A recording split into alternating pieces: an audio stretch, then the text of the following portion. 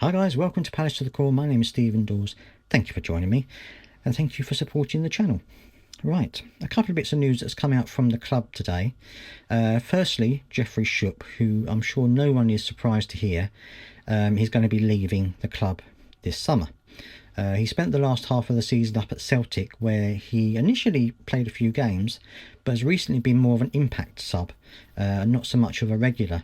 So it's not certain whether, now he's a free agent, it's not certain whether Celtic will pick him up or not, especially if he's on quite high Premier League wages.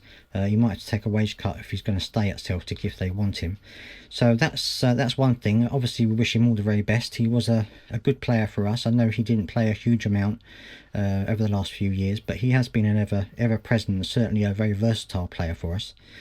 The other thing that I wanted to talk about was, of course, Oliver Glasner. A couple of things on his front, shall we say. First of all, he was talking about pre-season, and he said that pre-season's basically already been organised. They know where they're going, they know when they're going, they know what teams they're going to be playing, all that kind of stuff. That's all been sorted out already. And he said that he's 99% sure that he will be Crystal Palace manager next year.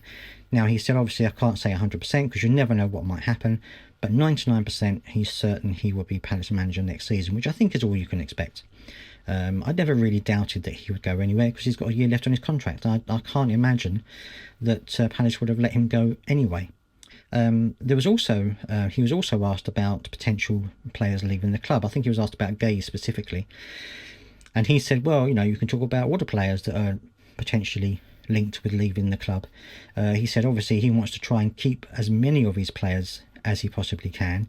And he said that they're not going to sell all of them. So it suggests to me they may have to sell one or two, maybe because they're pushing to leave or something like that. But hopefully, the fact that he's staying, the fact that they're in Europe and all that kind of stuff will show, shall we say, some forward thinking and some push into the future that might make a few players think twice about going somewhere else when they've got European football at Crystal Palace. And certainly if we do well next season in Europe, as a lot of people are hoping that we will, then it could go even further than that. So we'll have to wait and see on exactly who may be contemplating that. Obviously there's loads of rumours going around, so I'm not going to talk about all of those at the moment. That's just the stuff that's come out of the club at the moment. So there you go. Let me know down in the comment section what you think about all of that. It'd be interesting to hear your thoughts.